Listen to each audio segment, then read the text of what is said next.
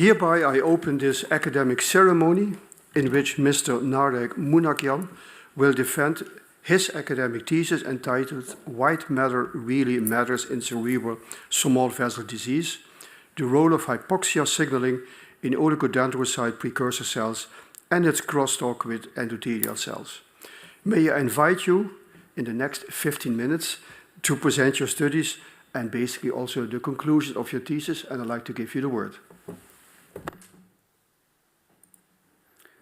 I would like to start off by thanking the Pro-Rector, the members of Corona, my dear colleagues, friends and family, and the people joining online for attending my PhD defense today. When I mention dementia, this might be the image that most of you get. And the first thing you might think of is Alzheimer's disease. But what if I told you that this can also be the image of dementia? A younger person suffering from symptoms such as memory loss. But the problems in the brain can occur way earlier in life without symptoms of dementia. This might be the case in vascular dementia. In this disease, risk factors such as hypertension, diabetes, lack of exercise, but also smoking can cause damage to the vascular network in the brain and lead to symptoms of dementia. And it is becoming more clear that a substantial proportion of the dementia patients suffers from this vascular form, and that it's the second largest contributor for dementia after Alzheimer's disease. But now you might think, what is this vascular network? Well, we can compare these vessels of the brain to the roads of our beautiful city of Maastricht. Actually, if we lay down all these vessels and we connect them together, you'll get a total length of more than 600 kilometers, which is more than all the roads of Maastricht combined. But why are they so important? Well, just like the roads of our city, these vessels are used by the brain to deliver essential nutrients and oxygen to the different parts of the brain. But they're also there to protect the brain. They do this by preventing the entry of unwanted traffic into the brain. But what happens if one of these roads is blocked? Well, this can lead to temporary blockage of the flow of traffic, but it can also lead to a total stop of the flow of traffic, which can eventually lead to damage to these so-called roads and damage to the different areas of the brain. Well, this also happens in the brain, where damage to these small vessels can lead to damage in the brain. And all the diseases that are caused by damage of these small vessels are collectively called under the so-called umbrella term cerebral small vessel disease, also known as CSVD. And we know that in CSVD, risk factors such as hypertension can lead to a reduction of the blood flow to the brain. That can lead to damage of the small vessels of the brain, ultimately leading to white matter damage. Well, what is this white matter? Well, this is the area in the brain where most of our extensions of our neurons reside. And if we just made the comparison of the vessels to the roads of our city, well, then we can compare these neurons and their extensions to the electric wiring system of our city, where these neurons and their extensions are the electric wires that are essential for communication within the city.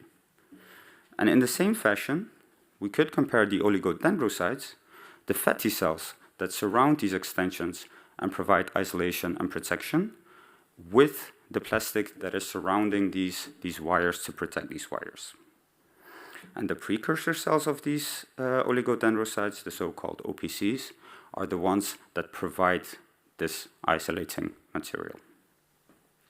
And it is also essential to remember that all these different cell types interact with each other. So the main focus of my thesis was that in CSVD, a reduction in blood flow in the brain can lead to a decrease in the available oxygen, and that can lead to an abnormal OPC signaling and an impaired interaction with the endothelial cells that ultimately leads to damage to the vessels and the brain white matter. And today I would like to focus on the three main chapters of my thesis, which were chapter 2, in which we investigated the interaction between the vessels and the cells of the vessels and these OPCs in the known literature and its relevance to CSVD. Chapter 3, where we actually looked at what happens to these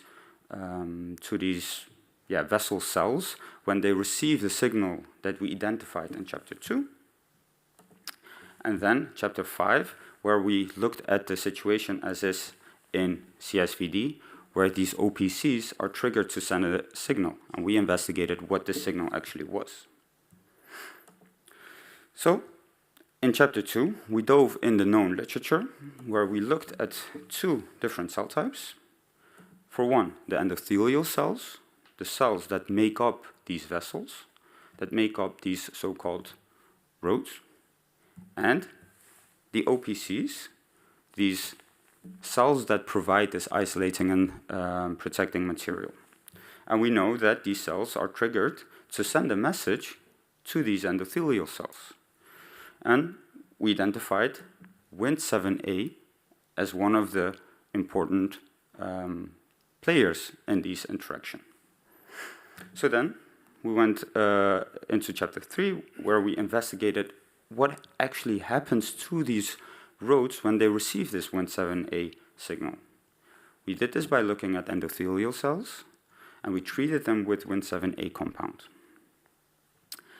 And what we investigated was their function of their barrier and the levels of proteins that make up these barriers, the so-called tight junction proteins. And what we found was that when these cells were treated with Wnt7a, the levels of proteins, these tight junction proteins, were significantly decreased. And when we look at their barrier function, we also saw that these Wnt7a treated cells had lower barrier functions. So then, in chapter 5, we wanted to investigate the situation as is in CSVD, where we have this blockage of these roads. So, blockage of these roads could lead to a decrease in the blood flow to the brain, that can lead to a decrease in the available oxygen in the brain, which could then trigger these OPCs to send this message. And what we wanted to know was, what is actually this message that is being sent? We did this by making use of mice, and we tried to mimic CSVD in these animals. And we did this by dividing these mice into two groups. In one group, these mice underwent surgery where we narrowed the main vessels that supplied the brain with blood. And in the second group, these animals underwent the same procedures as in the first group, but we did not narrow these vessels that supply the brain with blood. And these mice were called the control mice. So what we found was that the mice in the first group, the BCAS group, had significantly lower blood flow in the brain. And that the number of OPCs that was affected by these low oxygen was way higher in this BCAS group. So the next step was to investigate, well, what happens to these OPCs when they're exposed to very low oxygen levels. And we did this by looking at a wide range of genes that are regulated by this low oxygen. And all these different dots that you see in this graph represent one of these genes. So then we investigated, okay, which gene might be involved in processes such as vascular changes. And by doing so, we identified VEGF-A, which was shown as one of the highest regulated genes in our data set, but it's also known to be involved in vessel changes. So then what we did was investigate what happens to the release of VEGF-A in these OPCs that are exposed to low oxygen. Well, what we found was that when OPCs are exposed to low oxygen, they release almost 10 times more VEGF-A compared to control. And that this high level of VEGF-A can trigger the endothelial cells, the cells of the vessels, to decrease their levels of tight junction proteins, the proteins that were so important in their barrier function. So the next natural step was to go back to our CSVD mimicking mice and investigate their barrier properties. And we did this by looking at what is called blood-brain barrier leakages, which are caused by damage to these vessels, to these so-called roads. And what we found was that the BCAS animals had significantly higher number of leakages in their brains compared to the control animals. So ultimately, we wanted to also test this in human patients. And we did this by looking at CSVD patients and controls, and looking at their blood samples. And these patients and controls previously underwent MRI, where they were investigated for characteristics of CSVD. And what we found was that in CSVD patients, the levels of VEGF-A in their blood plasma was way higher when compared to control. And that these patients also showed higher leakages in their brain white matter compared to control. But maybe one of the most important findings was that these two were correlated, meaning that when patients had higher levels of VEGF-A in their blood plasma, they also showed higher levels of leakages in their brain white matter. So now you all might think, okay, this is very nice, but why is it so important? Well, if we go back to this image, you can imagine that it is essential that we diagnose CSVD at its earlier stages to try and prevent the development. And VEGF-A might be a useful tool for this as a biomarker. And on the other hand, VEGF-A can also be a therapeutic target, because on one hand, it triggers these so-called roads to go under construction that can ultimately lead to higher densities of vascular network in the brain. But on the other hand, it can also cause damage to these roads and leakages in the brain, leading to damage to the brain. So it is essential that there's always some kind of balance between the two, with the positives outweighing the negatives. And you could say that using VEGF-A as a therapeutic target might be a double-edged sword and should be taken with a lot of caution. And to fully understand the full potential of VEGF-A as a therapeutic target, more research is needed. So I would like to leave you all with this take-home message, that in CSVD, there might be a central role for the so-called Wnt7a protein that can signal the endothelial cells and ultimately lead to damage to these cells, to these so-called roads, and that a reduction in blood flow in the brain in CSVD patients can lead to a decrease in oxygen levels in the brain that can then trigger the OPCs to release Wnt7a, but more likely VEGF-A, that can then also trigger these endothelial cells and lead to damage to the vessels, ultimately leading to damage in the brain. And this VEGF-A might potentially be used as a biomarker for the early identification of CSVD, and maybe as a potential treatment target. But this should be taken with caution because of its dual effects. And with my last word, I would like to thank everyone that contributed to the findings of my thesis, and I would like to give the word back to the prorector. Thank you very much, Mr. Manukjan, for your interesting but also well-illustrated presentation. It was a good job because the idea was to give a presentation for a lay public, and you did perfectly well. For the audience, I would like to mention that we have 6 opponents today, and 4 opponents are here, and 2 are online.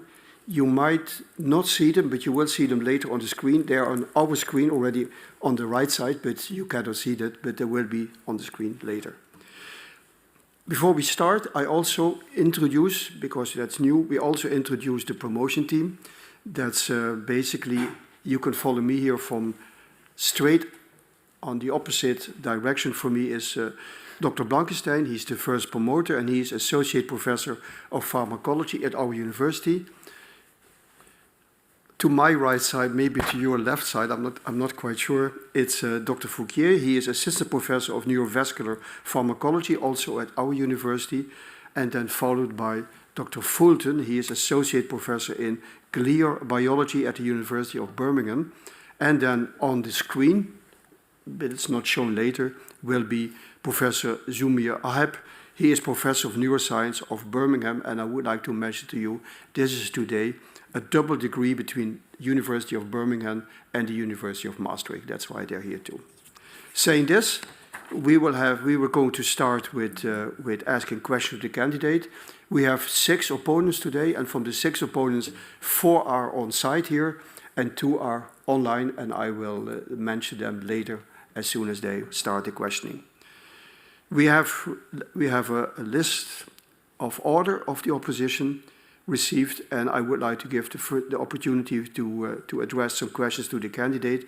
As first opponent, the chair of the assessment committee, which was Professor Sluymer, and I'd like to give her the word. She is professor in cardiovascular pathophysiology at our university.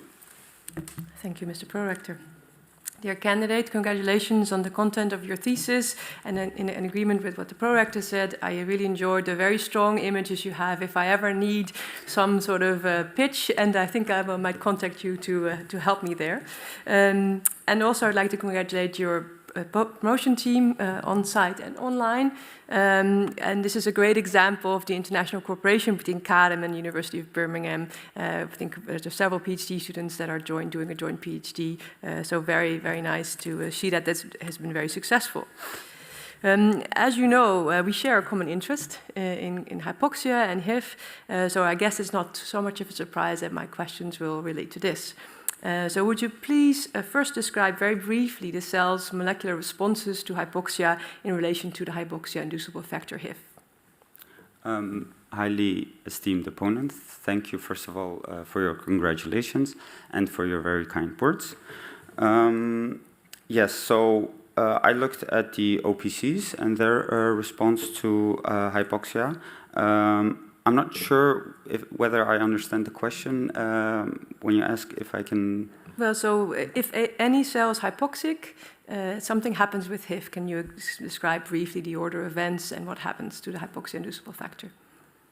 Yes, so if I remember correctly, it is it forms a dimer with HIV1 and HIV2 alpha, but I don't know what happens later on. Sorry, I don't remember. That's all right. What happens in normal oxygen conditions is that HIV mRNA is instantly degraded, but the protein is instantly degraded, but the protein is always of the mRNA, you got me confused as well. The mRNA is always there. So it's quite an instant response, and when there is no oxygen present, HIV is no longer degraded. It goes to the nucleus, like you say, it binds to HIV1 beta and induces transcription. So basically, HIV1 is regulated at the protein level. mRNA is always there. It's quite constitutively, but it's regulated basically at the protein level. So I was sort of surprised that in chapter 3, in figure 5 and 6, on page 64 and 65, you mostly study the effect of interventions on mRNA levels. And I was wondering, why did you choose mRNA levels, and have you also studied protein levels? No, we haven't studied protein levels of HIV. The only protein levels that we studied were the beta-catenin and the tight junction protein levels in these studies.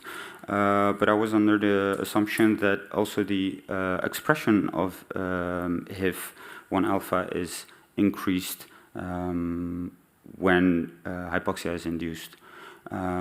So it also happens on the mRNA levels. And I also tried to silence the response to hypoxia by silencing these mRNA levels. So I was under the impression that also studying the RNA levels would be a good indication. Okay. Then, indeed, you show that when you change Wnt7a in figure 5D, you change the mRNA levels of HIF1 alpha. So, can you tell me how would Wnt7a achieve this? That was a bit unknown for me because I was surprised to see that there was regulation of HIF1. But my hypothesis was that it was via the beta-catenin pathway that could lead to increased levels of VEGF-A and HIF1 alpha, typical responses to hypoxia. And with the interplay between these two different pathways. But I didn't.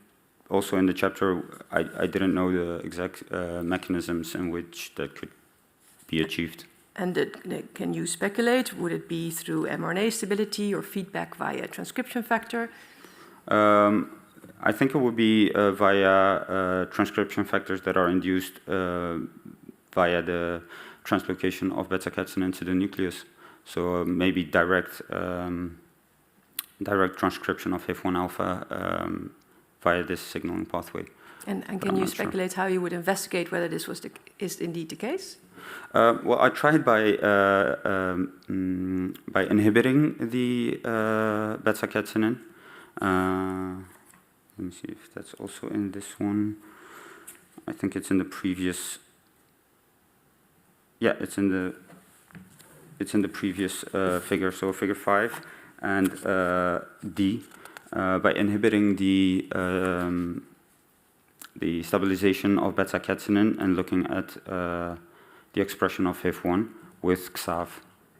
Yes, so then you're going back to the beta-catenins, but I was wondering which transcription factor maybe you could inhibit that. But let's move on to my last question. So I noticed in your introduction, but also in all the experiments, you're focusing mostly on one isoform of HIF1. But in endothelial cells specifically, HIF2 is quite important, and HIF3 is actually the one that responds most dramatically to changes in oxygen levels. And I was wondering, when I was looking into your figure 5C, I also see HIF2 EPAS and HIF3 are also changed. They're actually downregulated. And I was wondering, what was the rationale to study HIF1 and not the other isoforms? The rationale between not studying HIF2 was that we also studied HIF2 in chapter 5, EPAS 1. But there we saw that the response to hypoxia was greater with HIF1 than with HIF2 with EPAS 1. So that's why in chapter 3 we focus mainly on HIF1 and not so much anymore on EPAS. But that could be a very good also pathway to see the overall picture in the response to hypoxia. All right, thank you very much for your answers, and I'd like to give the word back to the prorector. Thank you. Thank you very much. The opposition will be continued by Professor Clark. Professor Clark will be online on the screen, and he is Professor of Inflammation Biology at the University of Birmingham. He was also a member of the assessment committee, and I would like to give him the word. Maybe the technical team should change the picture. Morning, Narek. Thank you very much. Yes, thank you very much. Yeah. Good morning. I'd like to also congratulate you on your presentation and your nice use of metaphor. My first question relates to all of the experimental chapters 3, 4, and 5. In some of your experiments, you use primary cells, and in some you use transformed cells, in other words, cells that have been derived from different cancers. Can you talk to us about the advantages and disadvantages of using transformed cells and how you made your decisions about which ones to use? Yes, thank you very much. So, Esteemed opponent, thank you very much also for your congratulations and nice words, and also for the very nice question. Yes, we indeed used both primary cells, especially the primary OPC cells, and then later moved on to the immortalized cell lines. The first advantage of immortalized cell lines is, of course, that there's no use of animals, so it's in line with the 3 Rs. The second use is that you can do a lot of experiments by expanding these cell lines, but a disadvantage might be that they don't fully represent the physiology that is seen with primary cells.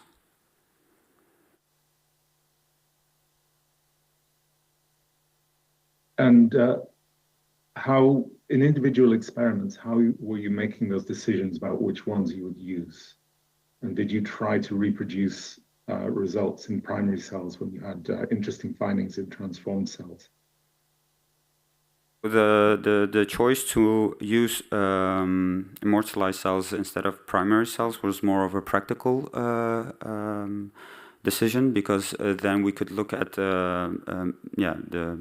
the pathways that were involved without the use of animals. And I fully agree that it might have been a better option to do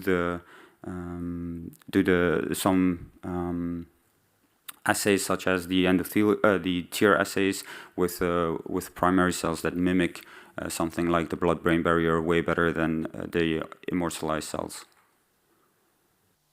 Thanks very much. I'd like to move to figure 2 in chapter 3, where you first start using Wnt7a to treat endothelial cells.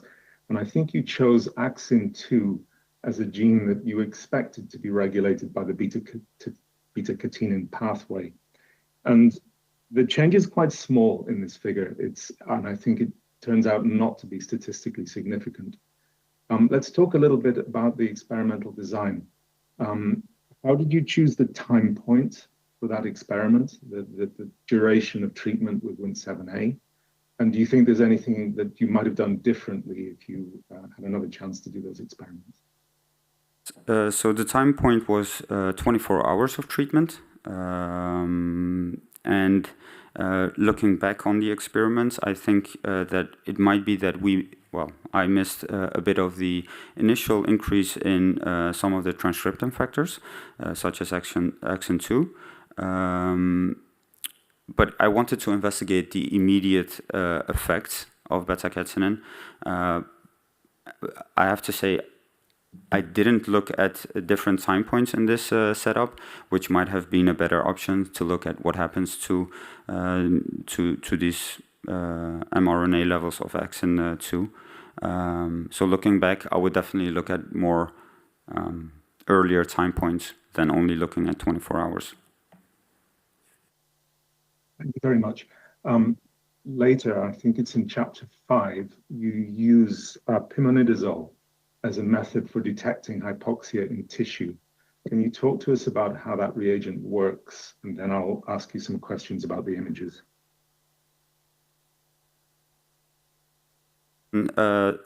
Very well show which cells individually are affected by hypoxia. From what I know, the exact mechanism is not fully understood, but there's this hypothesis that it competes with oxygen levels in the cell to get oxidized by the mitochondria.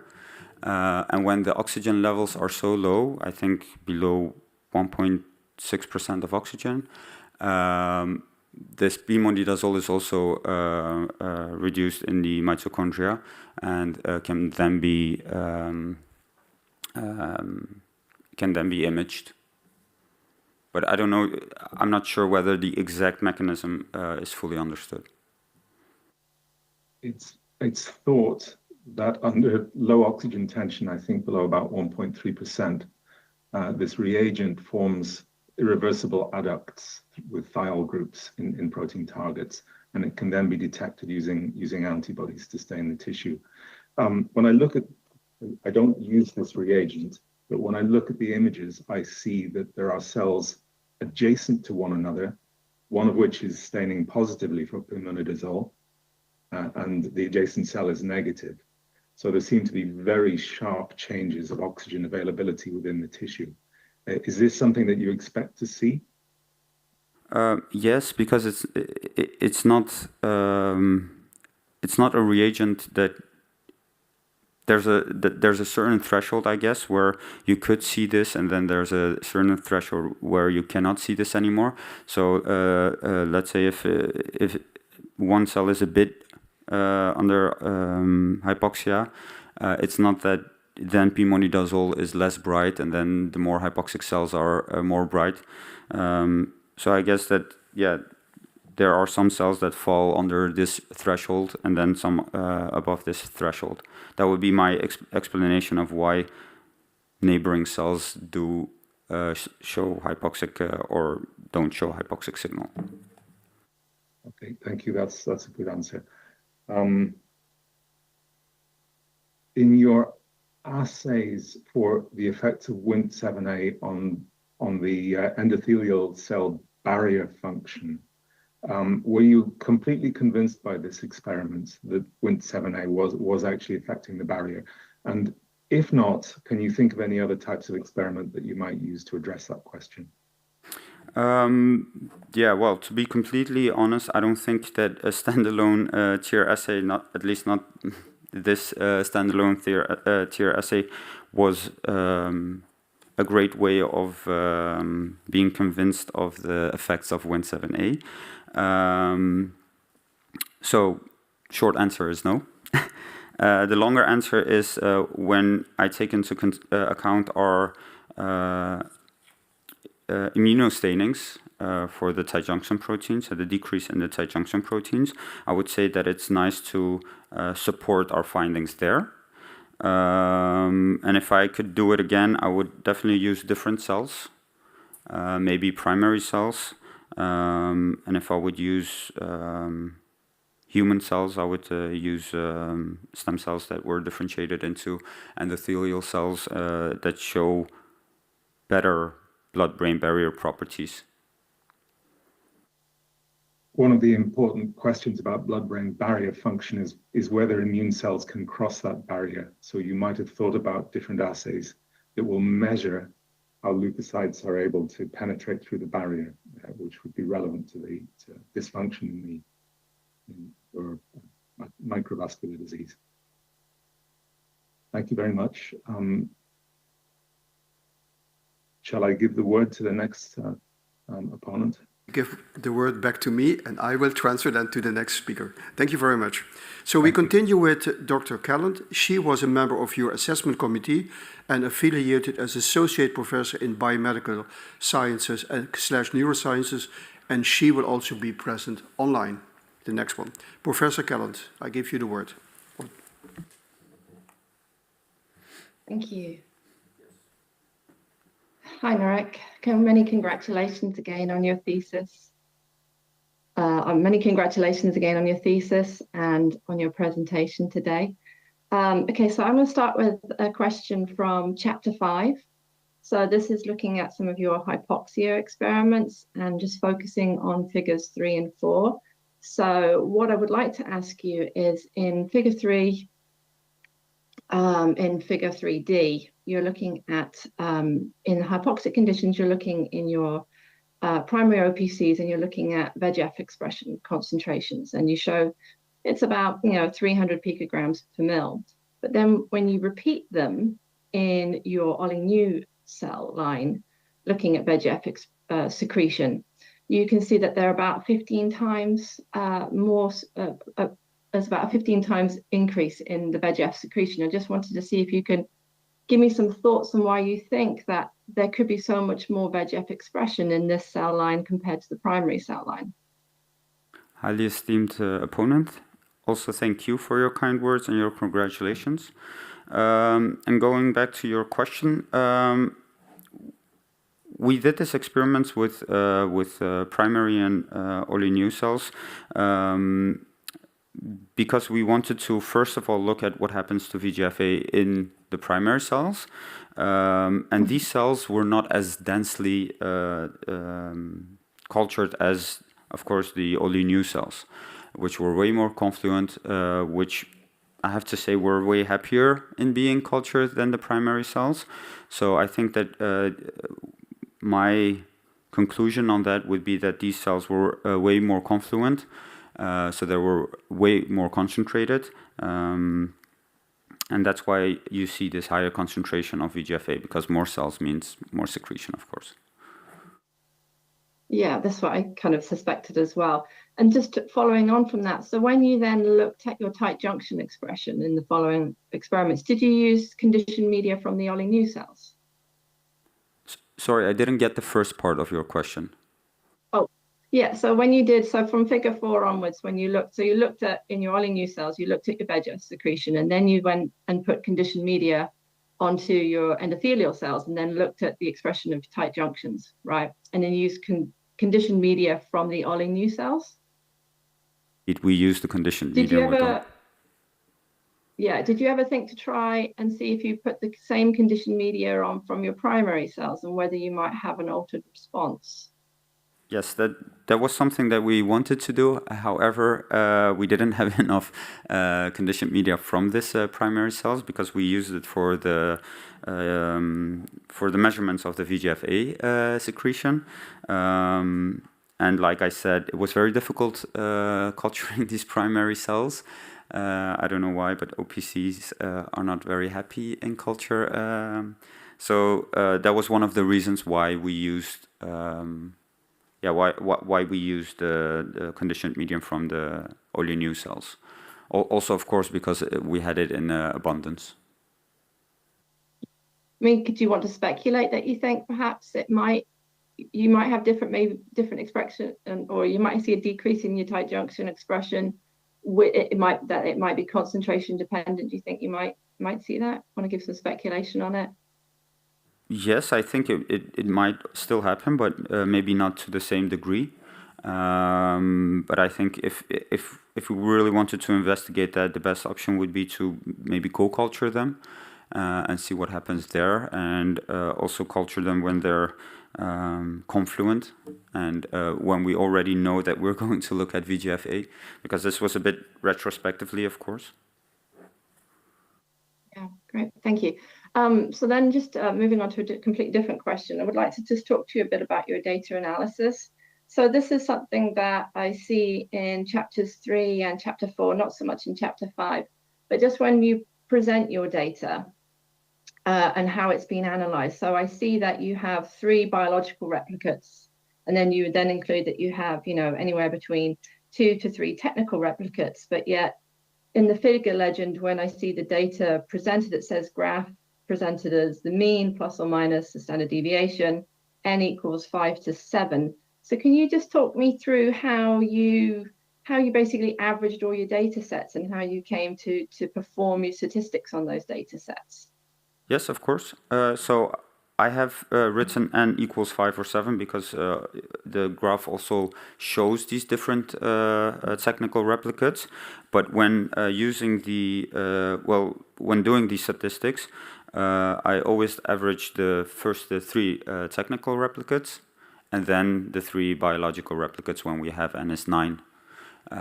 When there was something as n is 6, I first, of course, average the 2 technical replicates, and then averaging the 3 biological replicates.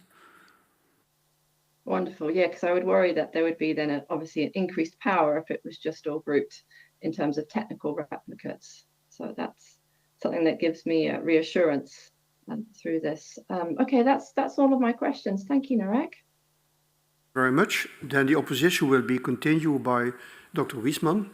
He was also a member of your assessment committee, and he is affiliated as assistant professor in translational neuroimaging at the Radboud University Medical Center. And of course, I would like to thank him that he came this morning all the way from Nijmegen to join us here on site. Thank you very much. I give you the word. Yes, thank you very much. And congratulations to you and your promotion team for this nice thesis, and especially then also on your nice presentation, and also using, like already said, nice figures and images. And I also want to go into one of these images because you showed nicely damaged roads, so your vasculature. And in chapter 5, you analyze also using tools, Angio tool and Image J, your vascular area in this case. Why were you focusing only on the vascular area? Because that advanced tool, Angio tool, is also able to measure different kind of parameters involved in angiogenesis. So were you also looking at different factors of angiogenesis being changed? Highly esteemed opponent, thank you very much for your congratulations and your kind words. We also looked at different aspects as vascular density, but these were not changed. And we looked at the, I looked for the vascular density at different areas, like the cortical areas, the deep cortical areas, the striatum, the corpus callosum, but none of them showed any differences between the two different groups. So then we wanted to investigate the leakages. Indeed, but I really want to see the Angio tool, because in the Angio tool you showed nicely also in your presentation the total street length, and with the Angio tool you could also have studied the total vascular length, for example, because unfortunately you were not seeing any significant effects on your vascular area, being one of your hypotheses. So, but you were not studying any of these other parameters coming out of Angio tool. No, we wanted to also study the vessel sprouting, yes, but we didn't come to that. Okay. But that would be a very good thing to look at next to see whether there's any increase in vessel sprouting, yes. Indeed, because it was a quite harsh statement that there were no vascular effects, but there were other parameters you could have studied. And continue further on vascular function, so on the CBF measurements you did. And because with the BCAS, of course, you lower the CBF and not fully block it, right, in your approach.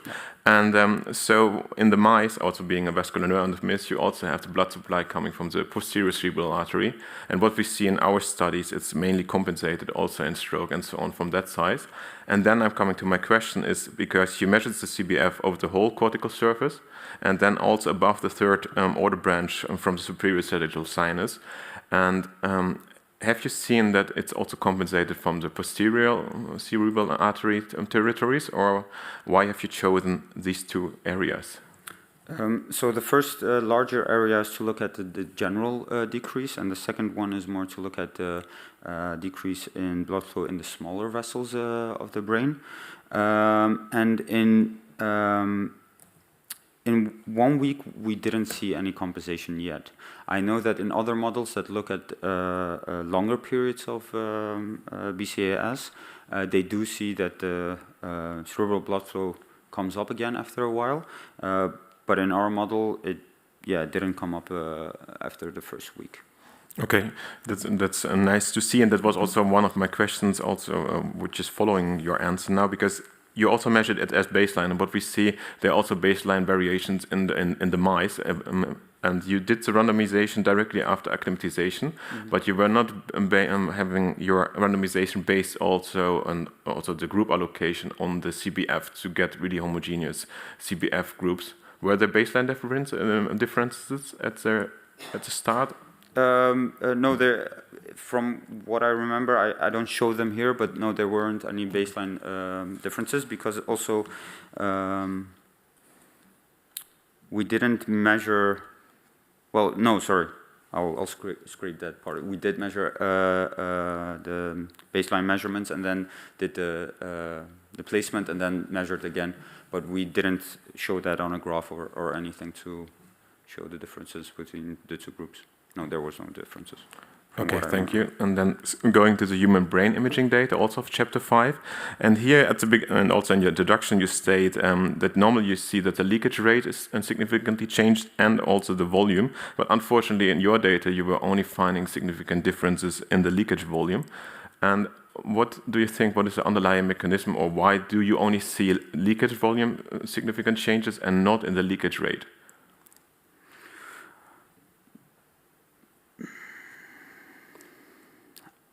Because mainly the leakage rate is one of the early indicators, and then the volume is just later affected.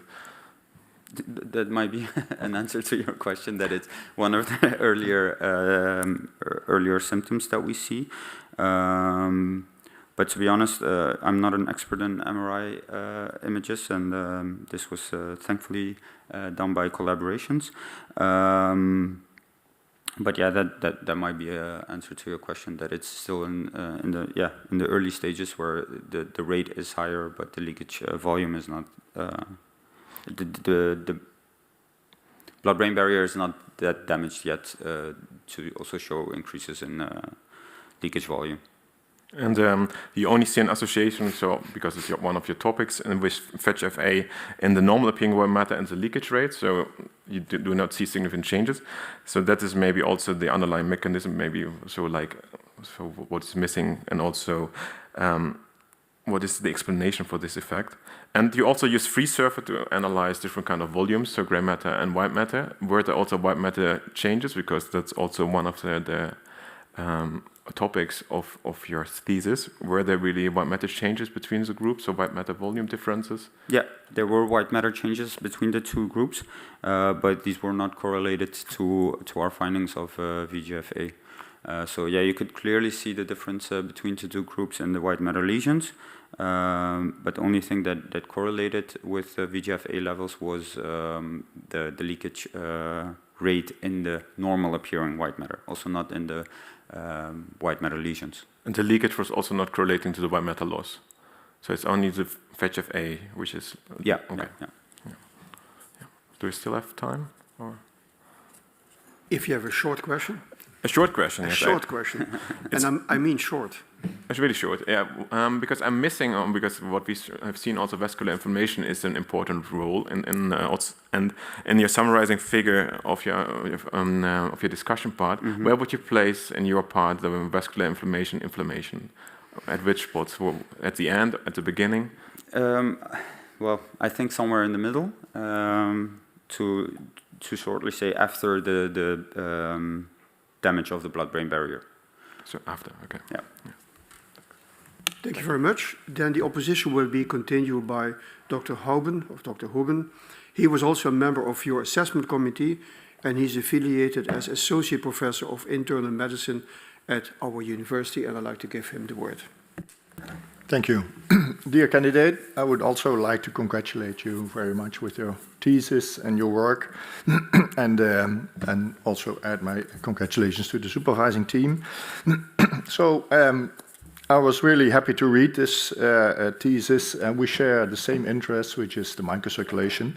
And what you do in chapter 1 and 2 is you take a focus, and of course in research you need to take a focus, and you take the focus of hypertension being the major risk factor that drives the development of CSVD, and also is related to cognitive impairment. So that is your major focus that you take.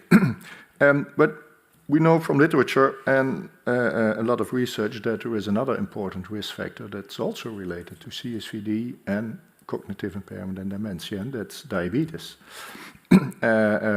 And we have been showing in a large cohort study, the Maastricht study, that it really even pre-diabetes is already associated with that. White matter hyperintensities and cognitive impairment. So my question would be, it's a little bit out of your comfort zone, I think, because you didn't study it really, but what is your opinion on that factor, diabetes and pre-diabetes, on the topics that you studied? Highly esteemed opponent, thank you very much also for your congratulations and your kind words, and also the very relevant question, I think, because I do speak about diabetes and it being one of the risk factors, and such as hypertension. I think in diabetes we also see these vascular risk factors of vessels being narrowed and clogged. So in relation to that, I think that yeah, it might be a very important risk factors, and it is also, to my knowledge, one of the highest risk, one of the risk factors that is associated with cognitive impairments and white matter lesions, apart from age and hypertension. So I think the vascular changes in patients of diabetes might be a huge contributor to that. Yes, and well, you're just mentioning it. So what we see in hypertension typically is that you get thickening and stiffening of the microvessels, which leads to hypoperfusion. And the odd situation in diabetes is that we see the other way around. What we see in diabetes is that you see a vasodilation of the microvasculature, and you see a hyperperfusion. Mm-hmm. So how would that relate to the mechanisms of damage that you see? I think that would be the other side of the story, where the pressure on the vessels becomes greater because of the perfusion instead of the thickening of the walls. And I think that might be one of the mechanisms leading to damage of these vessels. So the high pressure on the vessels. Yeah.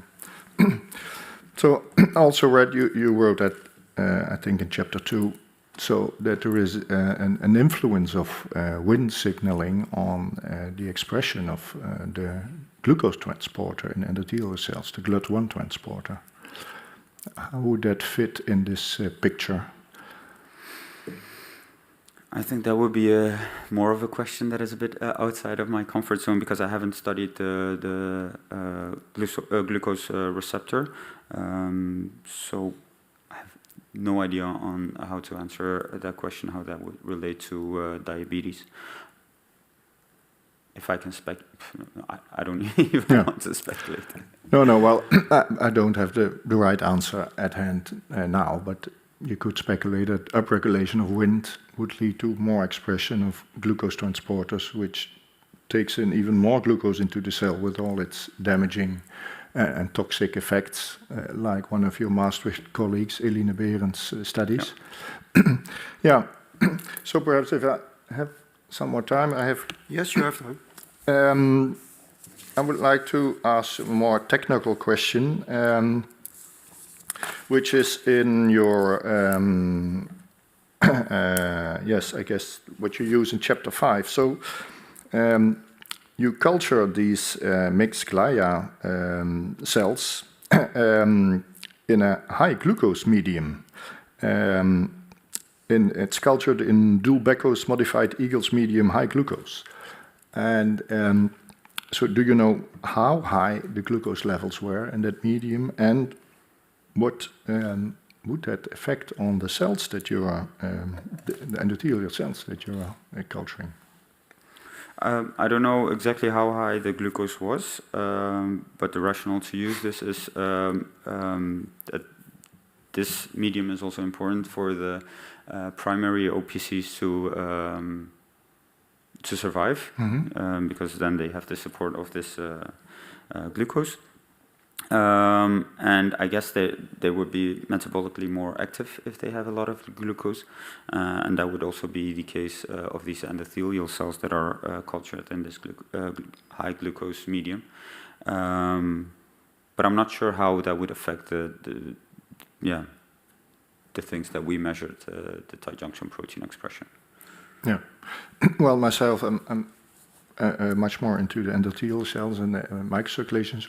Do you know anything from literature on the OPCs and the effects of high glucose on OPCs in vivo? No, I haven't studied the effects of glucose on OPCs. We specifically wanted to measure, investigate the effects of low oxygen, because other groups do use also glucose deprivation when investigating CSVD, which also makes sense. But we really wanted to isolate the question to the issue of low oxygen instead of also glucose deprivation. And this is also something that you see in differences in results between the two, between different groups. So when groups use different glucose levels or even different oxygen levels, you get different results. Okay, yeah. Thank you very much. Yeah, thank you. I give the word back. Thank you very much. Then the opposition will be continued by Professor van Schoten. He is affiliated as professor of genetic toxicology at our university, and I'd like to give him the opportunity to discuss with the candidate. Dear candidate, congratulations. Very nice thesis. I've read it with most interest. It's not actually my direct field. I'm a bit out of it, so I learned a lot. Probably I will also challenge you in out of the box and out of your comfort zone. But before starting the discussion, may I ask one of your paronyms to read Proposition 5? Identifying the involvement of VEGF-A signaling in the endothelial cell and oligodendrocyte precursor cell interplay not only clarifies current knowledge gaps, but also paves the way for new diagnostic strategies and treatment options to tackle the growing SVCD burden. Thank you very much. So, paving the way is nice, but to get the knowledge into the clinic, and it's also important to let people pay for the knowledge that's paving the way. And in the context of your new position as a tenure as patent attorney, if you are looking back, was there anything in your thesis you could have been patenting to get, for instance, venture capital aboard to get your results into the clinic? Highly esteemed opponent, thank you very much for your kind words and also for the very interesting question. Legally, I'm not sure whether I can answer that question because it might then serve as prior art. That's good. Oh, you have learned already.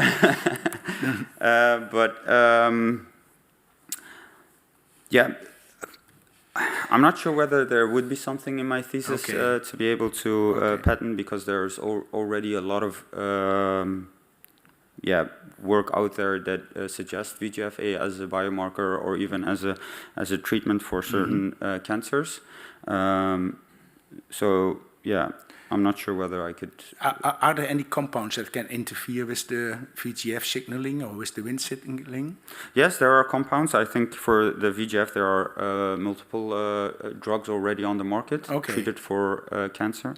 And I think for Wnt signaling there's a very nice group of Benoit van Holenbeke, who has a patent on engineered Wnt7a ligand, which has shown promising effects on the blood-brain barrier in vivo.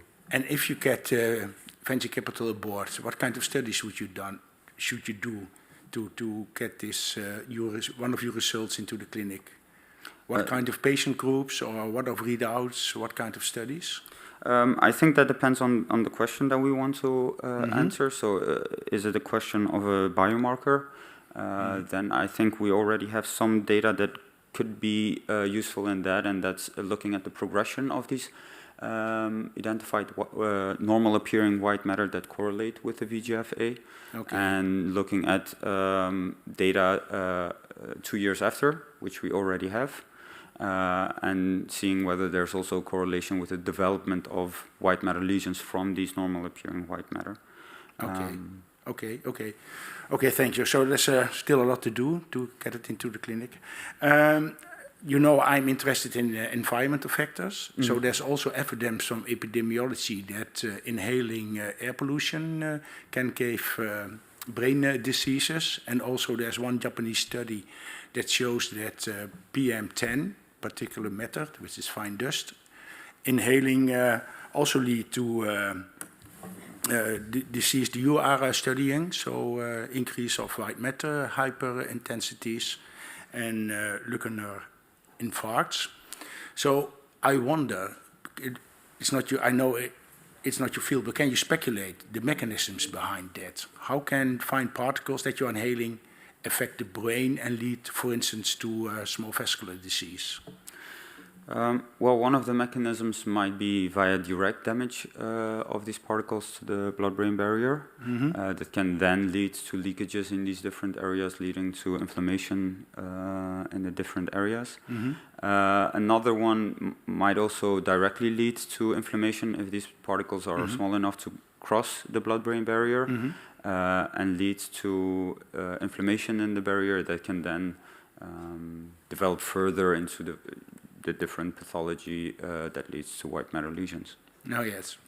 And actually also give oxidative damage that can also damage the endothelial cells and the vascular cells, and then lead to the polluted brain, which is now also one of the problems nowadays. Okay, thank you for that answer. Also, I want to ask about chapter 6. You did the study about with the gene expression. So, and if you go to figure 3, and you see a lot of upregulated genes, and you see certain pathways that are then coming up. How did you did this pathway analysis? Because you did David enrichment. Can you tell me how what did you did? Is that holistic, or did you already a pre-selection that you only looked at the pathways related to HIV? No. So the first step was to look at all the genes that were regulated, and only looking at the genes, so not the level of regulation. And then later on, we selected the different pathways, and also the different genes. Dear Mr. Candidate, you are allowed to finish your answer, but you also give the permission to not finish it, and said it's okay. No, I will finish the. You like to finish? I Okay. think it was already almost at the end.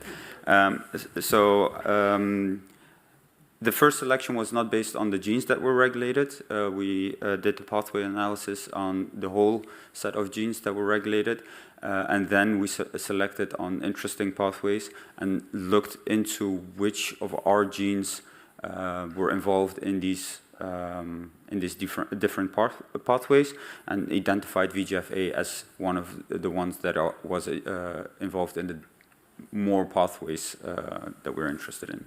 The data set is still available to explore for other things? Yes, it is. Okay, thank you. I will join you. Thank you very much. Dear Mr. Narek Manukjan, the time appointed for defending your thesis has now passed. The degree committee will now withdraw, and we're going to not so much discuss the quality of your thesis, because that has been approved, but we're going to discuss the way you have defended your thesis this morning. And therefore, I request that you and your company, who is here present in this audience, await the result of our deliberations and return to this room. Thank you very much. Please all rise.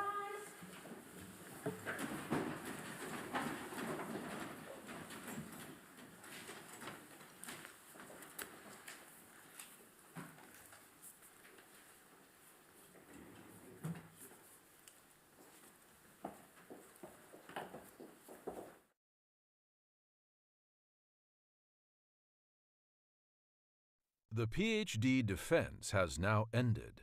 The degree committee will debate the candidate's performance behind closed doors. This process usually takes about 10 minutes.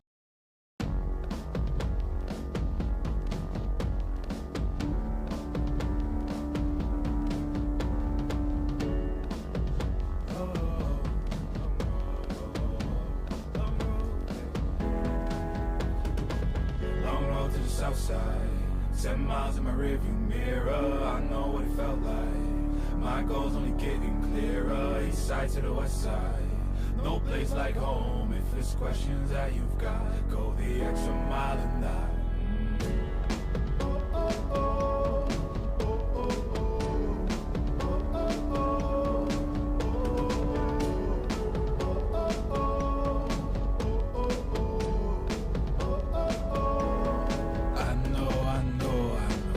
On the line, I know you know that I can't read your mind. Years can't fly by now, don't waste all your time. Cause I'll go the extra mile. Long road to the south side, 7 miles in my rearview mirror, I know what it felt like. My goal's only getting clearer, east side to the west side. No place like home, if there's questions that you've got, go the extra mile and that. On the dash, got my laces tied. Long road, I don't waste no time. Break rules because fate decides. With the team and we chase the light. I make a move, fall down, shake it off. I hate to lose, bad branch, break it off. No room for negativity, praise and love. Prepare for deep part cause we're taking off. Get the mileage, traveling so far from home. Gathering knowledge, other connections. I put the time in to get everything I ever hoped for. It's a challenge and we all in. It's a better future that we go for.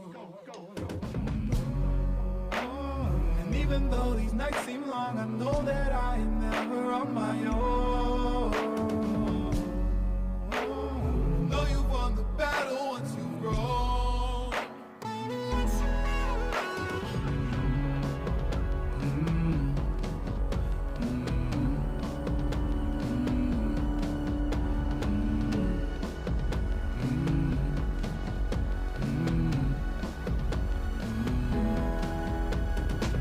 Long road to the south side, 10 miles in my rearview mirror. I know what it felt like. My goal's only getting clearer. East side to the west side, no place like home. If it's questions that you've got, go the extra mile and that.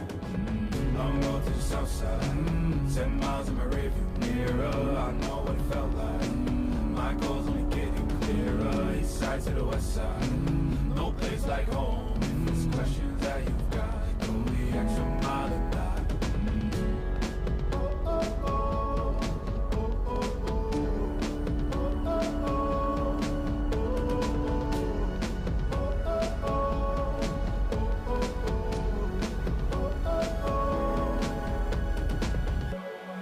What's on the line?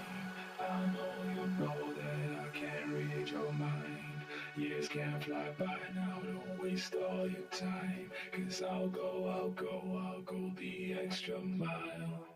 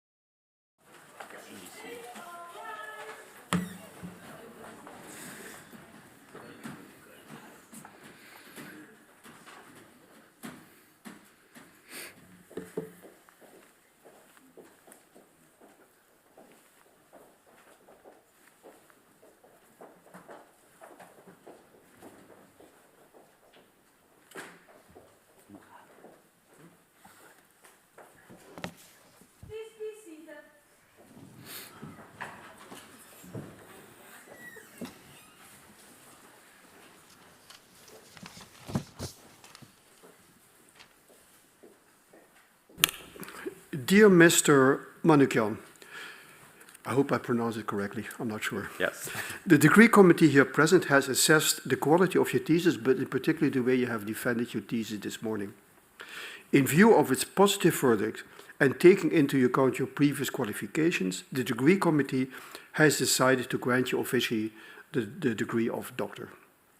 Dr. Blankenstein is authorized to confer upon these academic distinctions in accordance with Dutch university customs, and therefore I invite now your supervisor at the floor and I give him the word. Please all rise.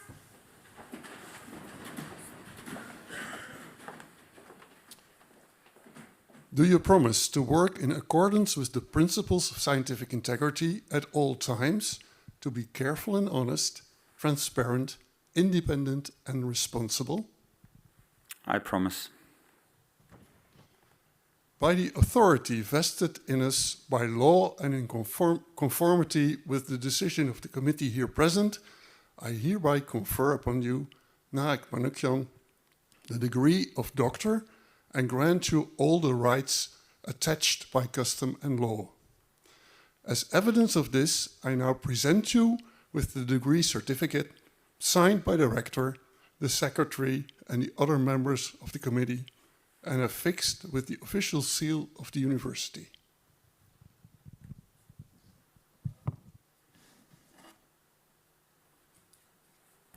The photographer can come forward. If somebody wants to make a picture, move a little bit closer. No problem.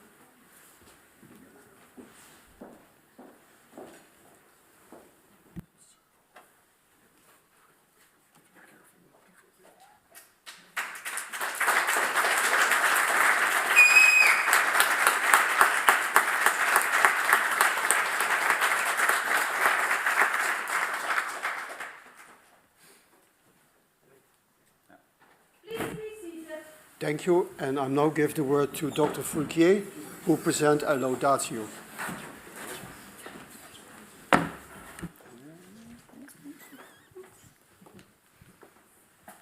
Dear Narek, I'm very honored to be amongst the first to call you Dr. Manukjan. Your PhD journey started in 2019 when our research group got awarded a PhD fellowship to carry a collaborative project between Birmingham University and Karim at Maastricht. As part of this journey, you moved to the UK and you got integrated into the Birmingham's group where you got to dive into glial biology. And I'd like to thank also our dear collaborators for their contribution and for their continuous support. You then came back to Maastricht just before the start of the first wave of the COVID-19 pandemic. It really didn't help, obviously, so I think that the start was quite difficult. You joined the group in Maastricht then in 2020 during the lockdown, together with two new PhD students. One is your parent today, and another one is watching us online from Switzerland. And I'd like to sincerely thank you for the nice atmosphere you have created in the group throughout the years. You've been a very important element for the group's cohesion. You were always open to discuss and help people around you, and I really liked all the discussions we got and exchange about different cultures and whether it was work-related or not. I really enjoyed this time with you. I've seen you growing and especially enjoying also other aspects of the academic research, like guiding students, guiding interns, supervising them during their internships. So I'd like to thank you for both your social but also scientific contribution, obviously. I'd like to highlight that you've obtained a poster prize, an oral prize for presentations given at different conferences. You also have published 3 manuscripts. Actually, the 4th one is coming up soon. So now you have also obtained a double PhD degree from Birmingham and Maastricht. And so I'd like to say that we are very proud of you. But now that you are leaving our team, you're actually placing me in a very complicated situation, as the gender balance is worse than ever, with 6 women scientists now and no other men anymore. So, but I forgive you and I wish you all the best in your new career step. And finally, as you know also, some time ago, I promised myself to honor the culture of my PhD students at their graduation by congratulating them in their native language.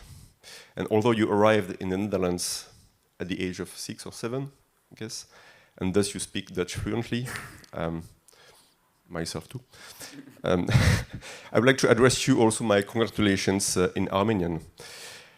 However, I realized that although the Armenian language is one of the oldest languages in the world, it's actually not in my Duolingo app. So it will only be a few words, and my apologies in advance to your family and to you. Barev Dzets, Bjesk Manukjan, and Schnorrevarang Ners. En gefeliciteerd. That's good. Very good. I now give back the word to actually Professor Zuber Ahmed from Birmingham, so that he can also from the Birmingham side also say a few words. Thank you, Dr. Foulquier. Dr. Manukjan, it's been a pleasure to have supervised you over the past few years. When you came to our laboratory back in 2019, and we had a great time. We got to know you really, really well. We got to know about your family and your situation. And also we got to meet some great collaborators in University of Maastricht with Dr. Foulquier and Dr. Blankenstein. I must say, I enjoyed all of our chats, all of our conversations about all your research and the results you come to the office with. Both Dr. Fulton and I have enjoyed your presence there. You made our laboratory really, really warm, and with your generosity and kindness, you made everybody actually perform a little bit better because they saw this positive force around them. And so thank you for that. Thank you for inspiring some of our younger students, some of our earlier PhD students, and your knowledge and your tenacity and your work. It was just phenomenal, and I think it rubbed onto some of those guys, and they actually pulled themselves together and now produced very, very nice results. So, and you did have a difficult time because obviously you went through a couple of COVID closures and things like that. But I think you sidestepped very, very well in terms of doing continuing your research, however way you can, even if it was remotely. So yeah, on behalf of the Birmingham team and University of Birmingham, I'd like to congratulate you on this day. This is a fantastic achievement. You totally deserve this, by the way. You worked so marvelously well. Congratulations to your family as well for the support they provided you. I know it's not just one person, it's a whole team of people, and it takes lots of people to undertake this PhD. So congratulations to them as well. Congratulations to the team over there. And lastly, thank you to all the examiners, both online but also in presence. Yeah, congratulations. Congratulate you and wish you all the best for the future. The last thing I must say, please do stay in touch because we'd love to hear from you from time to time. So congratulations, and I'll hand you back to the pro-rector, Prof. Steinbusch. Thank you very much, and now it's time to applaud for both laudatios.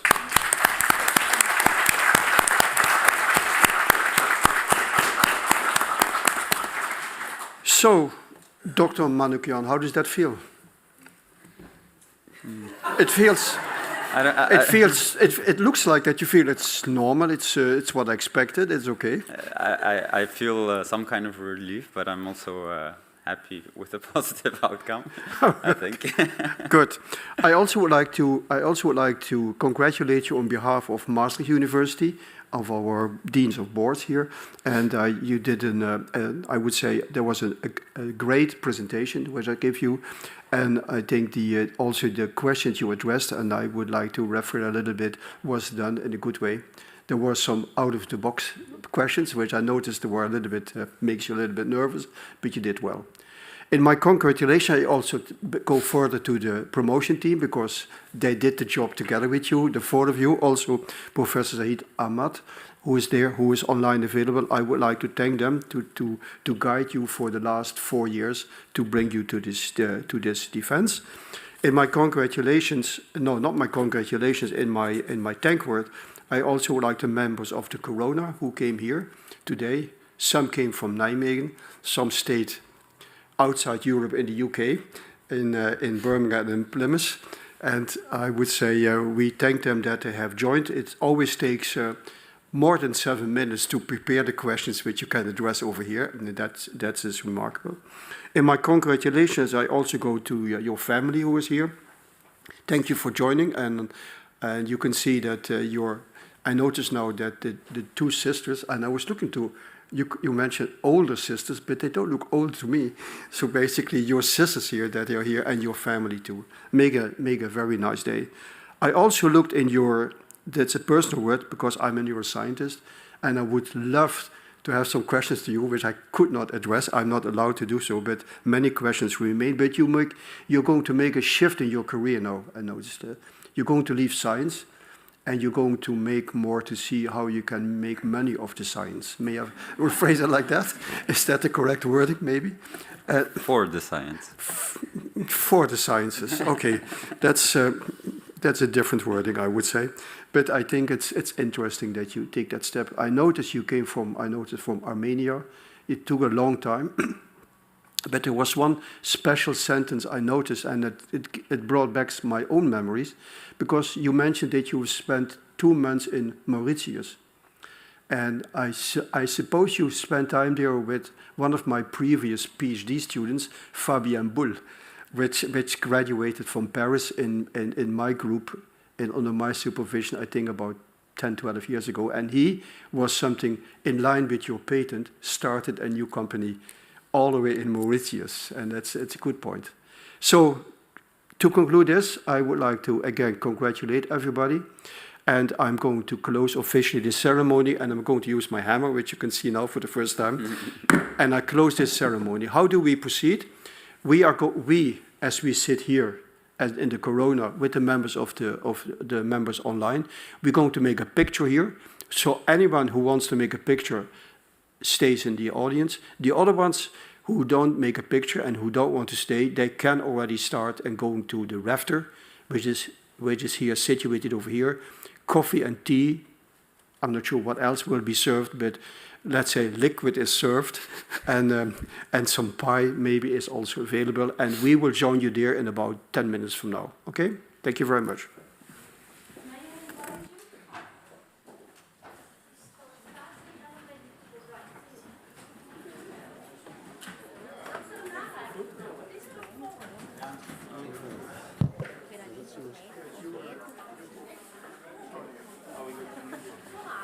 Is it okay to leave? Recording stopped. Thank you, sir. Thank you so much. Good to see you. Please see you soon again. Okay. Bye-bye. We'll be in touch separately, okay? Yeah. Take care. Thank you for that. Congratulations again. Thank you. It's been brilliant. Thank you so much. And join. Okay then, bye.